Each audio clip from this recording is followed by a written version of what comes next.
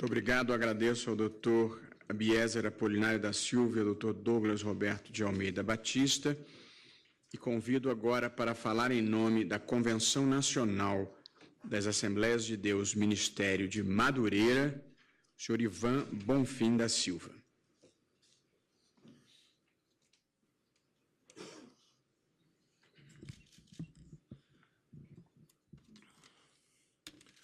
Excelentíssimo senhor ministro Barroso, ilustre representante do Ministério Público, ausente, mas necessária a saudação também ao advogado-geral da União, integrantes da mesa, expositores, senhoras e senhores aqui presentes, trago minha palavra em nome da CONAMAD, Convenção Nacional das Assembleias de Deus, Ministério de Madureira, e antes de discorrer sobre a posição da CONAMAD em relação ao tema em debate, quero que fique registrado nos corações dos presentes 2 provérbios de Salomão. Primeiro, nas sábias palavras de Salomão, diz assim: quem se cerca de conselheiros, sábio é, e que na multidão de conselheiros há sabedoria. Vossa Excelência, ao permitir que a sociedade brasileira viesse a esta audiência pública se manifestar sobre esse tema de tão expressiva relevância, Vossa Excelência denota que pretende que as diversas mentes aqui presentes possam traduzir aquilo que seus respectivos segmentos entendem sobre o tema. É uma atitude nobre que merece a devida consideração, porque na multidão desses conselheiros o que queremos alcançar é a sabedoria. Sabedoria não é conhecimento. Sabedoria é mais do que conhecimento. O conhecimento entendido como uma sedimentação de conteúdos de natureza acadêmica, frutos da pesquisa científica. Mas a sabedoria vai além. É a própria vida, é a experiência, é a reunião de êxitos e derrotas, de frustrações e de alegrias, que habilitam o homem a ser um conselheiro. Salomão, mais adiante, também traz a seguinte expressão: não havendo sábios conselhos, o povo cai. Mas na multidão de conselhos há segurança. Certamente o que Vossa Excelência pretende, ao elaborar o voto que será submetido ao plenário desta Casa, é a segurança jurídica, essencial para que as decisões emanadas do Poder Judiciário convaleçam e tragam para a sociedade paz. Excelência, antes de avançar nas minhas palavras, eu quero trazer à memória que a Assembleia de Deus, tal como dito por meus colegas de ministério, ela está atuando no Brasil há mais de um século, fruto da visão missionária de 2 jovens suecos que, vivendo nos Estados Unidos, tiveram uma revelação de Deus e vieram para o Brasil, desembarcando ali na cidade de Belém, no mês de novembro de 1910, os missionários Gunnar Wingren e Daniel Berg. Eles foram os fundadores das Assembleias de Deus no Brasil. Mas as Assembleias de Deus no Brasil se espalharam, estão em todos os estados e municípios, inclusive concorrendo com o Bradesco, com a Caixa Econômica e com o Banco do Brasil, em muitas cidades e situações em que o que existe de prédio que é mais conhecido na cidadezinha ou a agência do Correio, ou uma agência do Banco do Brasil, ou da Caixa, ou o referencial até geográfico que orienta para muita gente. Aquela igrejinha na beira da estrada, Assembleia de Deus, você entra depois dela ou entra antes dela, mas isso é fruto da paixão evangelística. E graças a Deus, nós não atuamos em concorrência com ninguém, porque o campo é o mundo. Todas as pessoas são amadas por Deus e nós entendemos das nossas pregações que toda e qualquer pessoa, para aquela pessoa, Deus tem um plano de salvação. E por isso que a Assembleia de Deus chegou hoje a essa cifra trazida aqui no conhecimento da pesquisa do IBGE, a algumas dezenas de milhões de membros. Eu sou neto de um dos fundadores da Assembleia de Deus. A Igreja Evangélica Assembleia de Deus, Ministério de Madureira, foi fundada por um jovem chamado Paulo Leivas Macalão, que fora para o Rio de Janeiro, atendendo determinação de seu pai no início do século XX, para se formar na Escola Militar de Realengo. Conheceu o Evangelho, declinou da vocação militar e se tornou um grande pregador da palavra de Deus.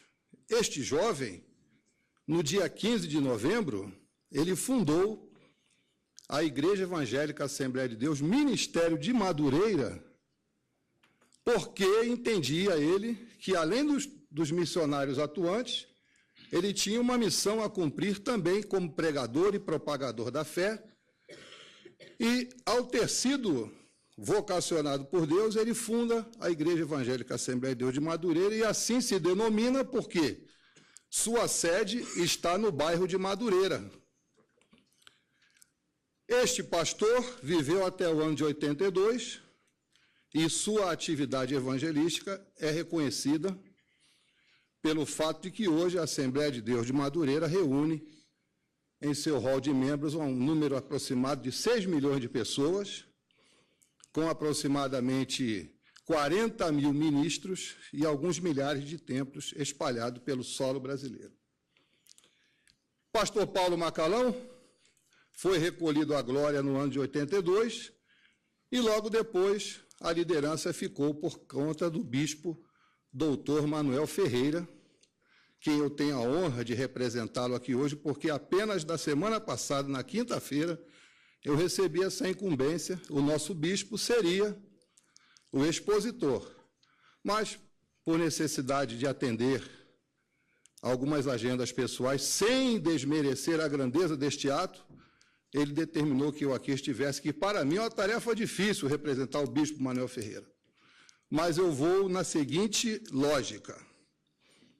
A CONAMAD tem como posição em relação à questão do ensino religioso nas escolas públicas, que o Estado, por ter optado pela laicidade, a CONAMAD reafirma sua posição de que nenhum ensino religioso deve ser oferecido pelas escolas públicas brasileiras. Nós entendemos que o Estado é laico, em que pese o fato de se encontrarem esculpidas na Carta Política alguns dispositivos que se referem a essa previsão, mas a CONAMAD reafirma sua vocação republicana, de que a escola pública não deve ser ambiente para a propagação de ensino religioso, quer seja confessional ou não confessional. Esta é a posição da CONAMAD. Por quê?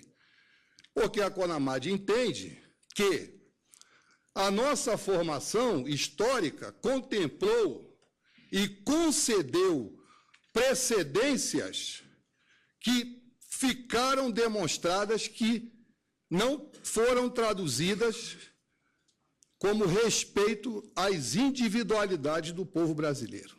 Nós receamos que as precedências históricas possam traduzir no curto, médio e longo prazo sentimentos e eventuais prejuízos àquelas minorias que na formação de nossa história foram excluídas, quer seja do alcance da informação, quer seja da possibilidade dessas minorias participarem do debate e da construção do processo decisório. Nós acreditamos que o ambiente mais recomendado para o ensino religioso se restrinja aos templos, às agremiações e aos locais que as mais diversas entidades, quer de natureza religiosa, filosófica ou outras formas de expressão do pensamento, possam oferecer para a sociedade, para que, uma vez que o cidadão tenha interesse e que isso já esteja no seu âmbito familiar, ele procure estes locais e lá fique inteirado das doutrinas, dos princípios, dos conceitos que norteiam as mais diversas religiões, ora praticadas no Brasil. Então, com estas breves palavras, eu quero dizer para Vossa Excelência que, primeiramente, louvamos a iniciativa do Ministério Público de bater na porta do Poder Judiciário com essa ADIM, que, em que pese o fato do pedido estar um pouco distante da nossa posição, CONAMAD, mas o Ministério Público é voz do povo também. Eu tenho um filho que é integrante do Ministério Público do Distrito Federal. Tenho uma filha que é advogada e professora militante no Rio de Janeiro. E eu sou o menor da minha casa, advogando ali, roçando minha barriga no balcão das varas. Eu tenho extraído sustento para 5 filhos. 2 já estão praticamente encaminhados. De 32 anos a 4 anos, tem tudo que é menino lá em casa. E assim, Excelência, eu louvo a iniciativa do MP. Louvo também, acima de tudo, a iniciativa de Vossa Excelência. Olha, eu não vou fazer aqui nenhum lançamento de confete para Vossa Excelência, mas Vossa Excelência é uma daquelas pessoas que possui capacidade diferenciada para compreender, na ótica da sensibilidade, essa gama de ideias que se encontram aqui hoje. E eu tenho certeza, um dia desse eu estava numa audiência e falei para o meu cliente: meu amigo, deixa Deus cuidar da tua causa. E a advogada da parte adversa falou para mim que aquele não era local para falar de Deus.